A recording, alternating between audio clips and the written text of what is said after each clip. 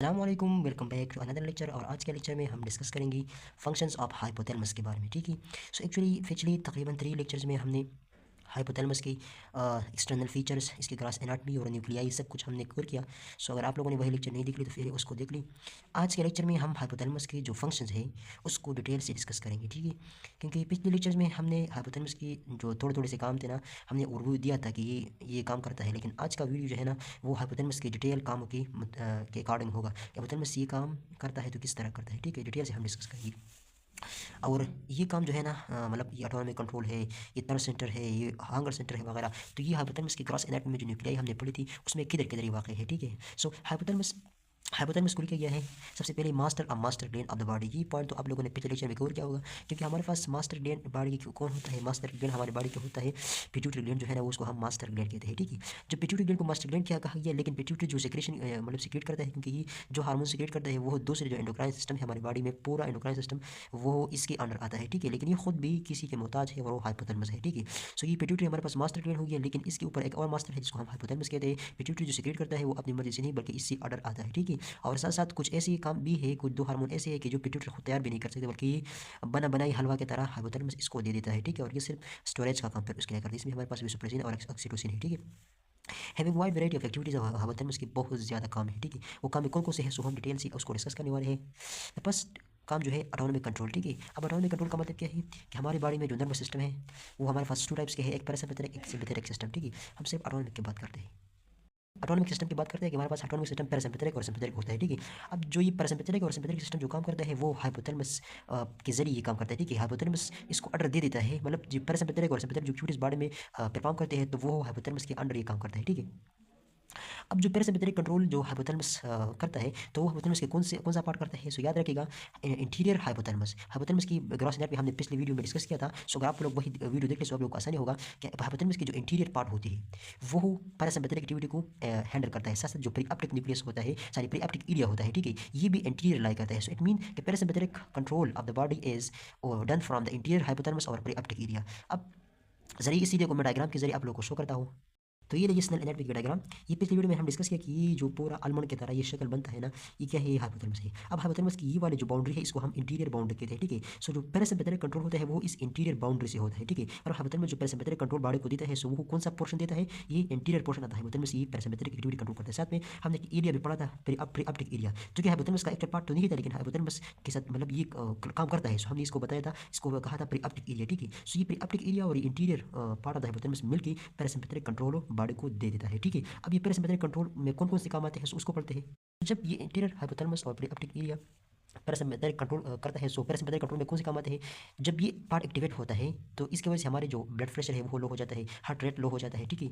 और पिप्युलरी कंस्ट्रक्शन हो जाता है। ठीक है। इस तरह ब्लड कंस्ट्रक्शन हो जाता है। ठीक है। इसके अलावा हमारे जो जीआईटी है उसके मूवमेंट इंक्रीज हो जाता है। और साथ साथ ये बहुत ज़्यादा काम है, ये पैरासिम्पैथेटिक काम है, आप लोग को इसका पता भी होगा। ठीक है। लेकिन नोट करने वाली बात ये है कि पैरासिम्पैथेटिक कंट्रोल किस पॉइंट से आता है, ये एंटीरियर हाइपोथैलेमस और प्रीऑप्टिक एरिया से ये आता है। ठीक है। और वो पे ये काम हमारे बॉडी में परफॉर्म करते हैं। ठीक है। नेक्स्ट पढ़ते हैं सिंपैथेटिक कंट्रोल के बारे में। ठीक है। तो सिंपैथेटिक कंट्रोल हाइपोथैलेमस की जो पोस्टीरियर और लेटरल न्यूक्लियाई है, ठीक है, पोस्टीरियर और लेटरल न्यूक्लियाई है, ठीक है, ये हमने पढ़ी थी, मैं डायग्राम के जरिए शो करता हूँ। सो पोस्टीरियर और लेटरल न्यूक्लियाई ये सिंपैथेटिक कंट्रोल देता है। ये कौन सी न्यूक्लियाई है मैं शो करता हूँ। सो ये लीजिए हाइपोथैलेमस का और डायग्राम। सो ये पोर्शन हमने बताया पढ़ा था कि ये है हाइपोथैलेमस है। अब हाइपोथैलेमस में ये न्यूक्लियस आप लोग देख सकते हैं ना, ये वाला न्यूक्लियस, इसको हम कहते हैं पोस्टीरियर न्यूक्लियस, क्योंकि ये हाइपोथैलेमस की पिछली साइड पर होता है। ठीक है। तो ये पोस्टीरियर न्यूक्लियस, साथ में इधर इस पॉइंट पर एक न्यूक्लियस होता है जो इधर मेंशन नहीं किया है।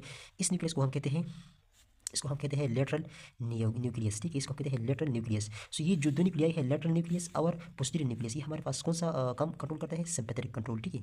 और याद रखिएगा आसानी से आप लोग कर सकते, इसको याद कर सकते हो, जो इंटीरियर पार्ट है ना ये कौन सा काम कंट्रोल करता है, पैरासिम्पैथेटिक। और आसान सी बात, जो पोस्टीरियर पार्ट है वो कौन सा कंट्रोल करेगा, पोस्टीरियर। और लेटरल ये कौन सा कंट्रोल करता है, ये सिंपैथेटिक। अब सिंपैथेटिक कौन कौन से काम है, जो काम है वो तो उसकी बिल्कुल अपोजिट है, मतलब उधर ब्लड प्रेशर कम हो गया था, इधर राइज हो जाएगा, हार्ट रेट राइज हो जाएगा, पिपुलर डायरेक्शन इधर हो जाएगा, उधर कंस्ट्रक्शन हुआ था और ब्लड रिलैक्सेशन हो जाएगा। इसके अलावा और भी बहुत ज़्यादा काम है ना, आप लोग उसको याद कर सकते हो, तो बहुत आसान है। लेकिन नोट करने वाली बात है ये है कि पोस्टीरियर और लेटरल न्यूक्लियाई ये काम करता है। ठीक है। इसके बाद नेक्स्ट क्वेश्चन एंडोक्राइन कंट्रोल। ठीक है। सो एंडोक्राइन कंट्रोल का मतलब ये है कि हमारे पास जो हाइपोथैलेमस है ना, इसके नीचे क्या है, इसके नीचे जो है ना वो पिट्यूटरी ग्लैंड है। सो पिट्यूटरी ग्लैंड एक मास्टर एंडोक्राइन ग्लैंड है। सो ये जो मास्टर एंडोक्राइन ग्लैंड है ये खुद हाइपोथैलेमस कंट्रोल करता है। सो इसलिए हाइपोथैलेमस जो है ना इसके पास एंडोक्राइन कंट्रोल भी है। ठीक है। अब एंडोक्राइन कंट्रोल में हमारे पास 2 पॉइंट्स हम है, फैक्टर रिलीजिंग। सो ये भी हमने पिछले लेक्चर में डिटेल से एक्सप्लेन किया था। कि हमारे पास जो हाइपोथैलेमस है ना, जो पिट्यूटरी ग्लैंड है उसके 3 लोब्स होते हैं, लेकिन 2 अहम हैं। एक को हमने इंटीरियर और दूसरे को हमने पोस्टीरियर पिट्यूटरी कहा था, ठीक है। सो ये जो पोस्टीरियर पिट्यूटरी है हमारे पास जो नर्व फाइबर है उसके जरिए मैं ज़रा इसको रंगीन डायग्राम से शो करता हूँ कि आप लोगों का कंसेप्ट क्लियर हो जाए। सो ये लीजिए डायग्राम से में की। सो ये हाइपोथैलेमस है और ये इंटीरियर पोस्टीरियर पिट्यूटरी। सो पोस्टीरियर पिट्यूटरी के लिए इंटीरियर पिट्यूटरी के लिए क्या करता है, इंटीरियर पिट्यूटरी जो है वो वेस्कुलर कनेक्शन के साथ हाइपोथैलेमस के साथ अटैच है, और ये क्या करता है कि ये हाइपोथैलेमस जो है ना ये हमारे पास फैक्टर रिलीज करता है, ठीक है। फैक्टर कौन कौन सी, जो इंटीरियर पिट्यूटरी जो हार्मोन रिलीज करता है, इसके रिलीज के लिए जो फैक्टर चाहिए, मतलब ये let's suppose interior pituitary growth hormone release करता है, तो ग्रोथ हार्मोन के लिए ग्रोथ हार्मोन रिलीजिंग फैक्टर चाहिए। सो ये सिर्फ वो फैक्टर इधर रिलीज करेगा और फिर ये हार्मोन खुद बनाएगा, ठीक है। जबकि पोस्टीरियर पिट्यूटरी क्या करता है, वो कुछ भी नहीं करता, वो जो है वो न्यूरल कनेक्शन के साथ हाइपोथैलेमस के साथ अटैच है। वो इस तरह करता है कि हाइपोथैलेमस इसके लिए 2 हार्मोन सिंथेसाइज करते हैं। इसको एक हमने ऑक्सीटोसिन बताया था, दूसरे को हमने वेसोप्रेसिन या एडीएच बताया था, ठीक है। जो ऑक्सीटोसिन था वो हमने बताया था कि ये पैरावेंट्रिकुलर न्यूक्लियस तैयार करता है, ठीक है। और जो वेसोप्रेसिन था वो हमने बताया था कि ये सुप्राऑप्टिक न्यूक्लियस तैयार करता है, ठीक है। सो ये 2 हार्मोन जो है ना ये बने बनाई एग्जाम में नीचे आ जाते हैं, और फिर जो पिट्यूटरी ग्लैंड है वो सिर्फ इसकी पोस्टीरियर पिट्यूटरी जो है वो सिर्फ इसकी स्टोरेज के तौर पर काम करता है, ठीक है। तो ये वही इस काम की डिटेल है कि पेक्टर रिलीजिंग ये कौन करता है, ये पेक्टर रिलीज करता है, लेकिन किसकी तरफ भेजता है, इंटीरियर पिट्यूटरी की तरफ। वो पेक्टर हमारे पास ग्रोथ हार्मोन रिलीजिंग हार्मोन पेक्टर है, प्रोटीन रिलीजिंग हार्मोन है, सोमेटोस्टिन, इसके अलावा और भी है, ठीक है। जबकि दूसरा है मेच्योर हार्मोन। मेच्योर हार्मोन कौन कौन सा है, एडीएच और ऑक्सीटोसिन, और ये पोस्टीरियर पिट्यूटरी में ये बेचता है, ठीक है। एडीएच सुपरऑप्टिक न्यूक्लियस रिलीज करता है, जबकि ऑक्सीटोसिन पैरावेंट्रिकुलर न्यूक्लियस सीक्रेट करता है, ठीक है। सो ये था एंडोक्राइन कंट्रोल। इसके बाद 3 नंबर पर टेम्परेचर रेगुलेशन। जो टेम्परेचर रेगुलेशन का मतलब है कि हमारा जो बॉडी का जो नॉर्मल टेम्परेचर है वो कितना है, वो 98.6 है। इसको नॉर्मल इस पर रखना किसका जिम्मेवारी है, हाइपोथैलेमस की जिम्मेवारी है, ठीक है। जब इससे राइज हो जाए तो ये भी कौन डिटेक्ट करता है, हाइपोथैलेमस। जब कम हो जाए तो ये भी कौन डिटेक्ट करता है, हाइपोथैलेमस। अब जब ज़्यादा हो जाए वो कौन सा पार्ट डिटेक्ट करता है, जब कम हो जाए तो कौन सा। सो हार्डनेस मतलब जब टेम्परेचर राइज हो जाए, ठीक है, तो वो इंटीरियर हाइपोथैलेमस डिटेक्ट करता है, ठीक है। इंटीरियर हाइपोथैलेमस का मतलब क्या है कि लेट्स सपोज ये मेरे पास वही मैं ज़रा बनाता हूँ, ये क्या था, वही हमारे पास हाइपोथैलेमस था। सो हाइपोथैलेमस का इधर ये वाला पार्ट जो है ना ये हमने इंटीरियर पार्ट रखा, और ये जो है ना ये पोस्टीरियर पार्ट रखा। अब इस इंटीरियर पार्ट का काम क्या है, इसका काम है हार्डनेस को डिटेक्ट करना, ठीक है। जबकि इस पोस्टीरियर का काम क्या है, इसको कोल्डनेस को डिटेक्ट करना, ठीक है। हार्ट एंड कोल्ड, ठीक है। अब जब ये हार्डनेस को डिटेक्ट करता है तो फिर क्या करता है, ये इंटीरियर पिट्यूटरी ये पैगाम भेजते हैं।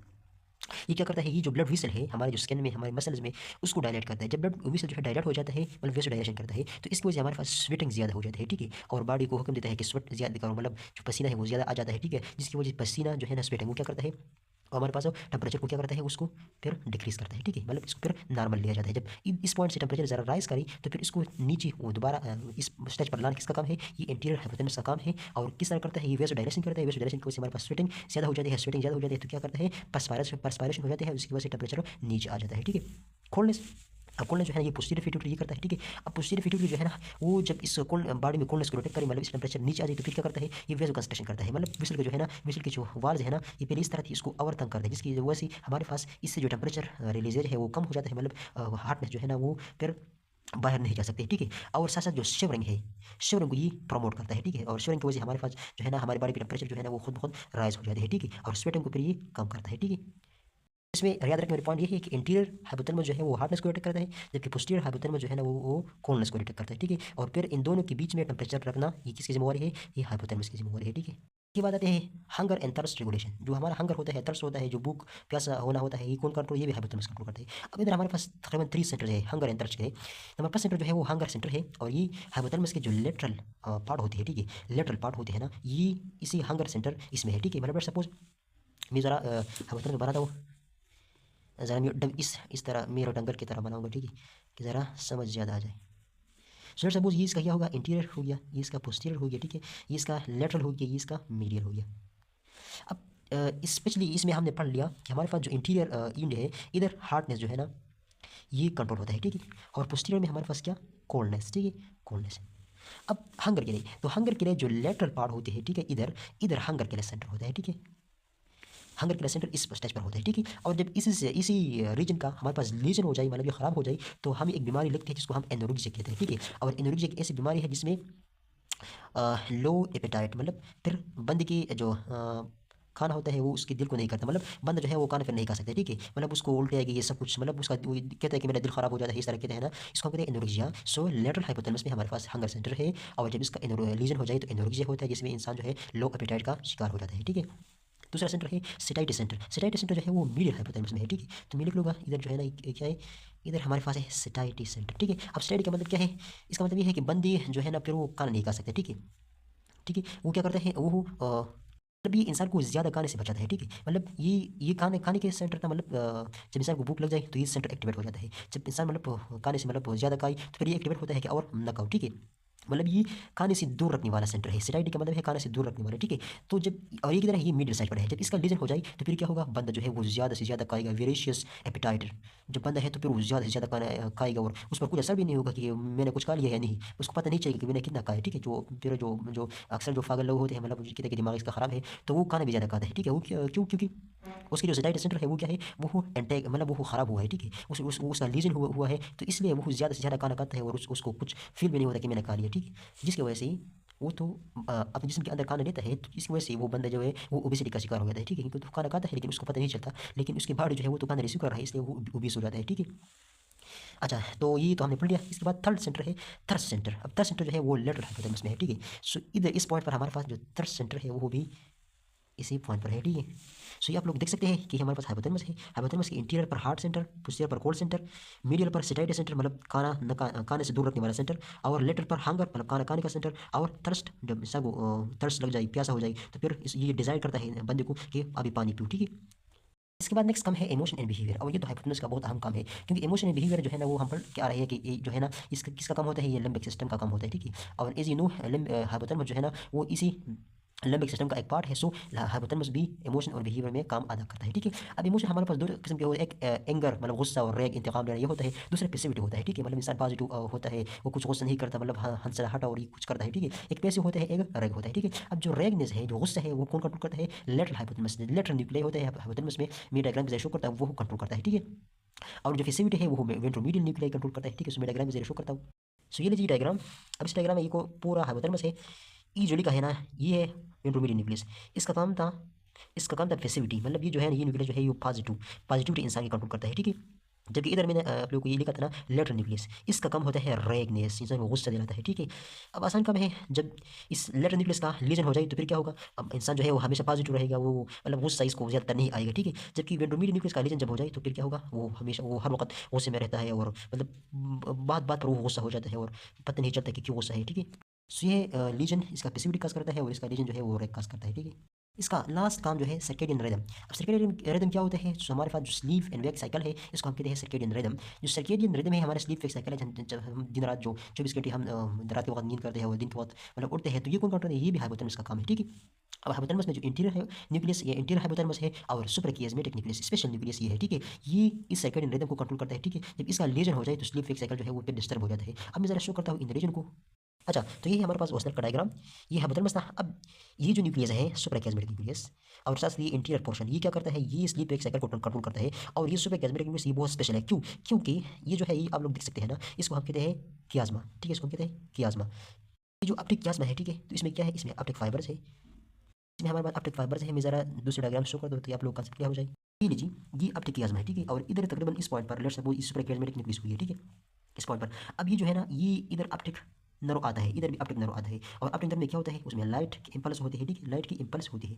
अब जी जो लाइट इंपल्स है ये हमारे पास इस सुपरकियास्मेटिक न्यूक्लियस में भी चलता है, ठीक है? सो इसलिए जब बंदा जो स्लीप वेक साइकिल है, मतलब रात रात के वक्त जो है ना, फिर क्या होता है, ये लाइट इंपल्स जो है ना वो क्या करता है, वो कम हो जाता है, ठीक है? वो कम हो जाता है। सो इसलिए ये न्यूक्लियस इसको डिटेक्ट करता है कि अभी रात आ गई तो ने अभी नींद करना है, ठीक है? जब सुबह आ जाए तो फिर लाइट इंसान पर लगती है, ठीक है? तो फिर ये लाइट जो है ऑप्टिक ट्रैक के जरिए, ऑप्टिक नर्व के जरिए इस सुपरकियास्मेटिक न्यूक्लियस में आता है, तो इंसान को फिर जो नींद है वो चलता है, ठीक है? कभी दिन के वक्त है, ठीक है? सो इस स्लीप वेक साइकिल भी कंट्रोल करता है, ठीक है?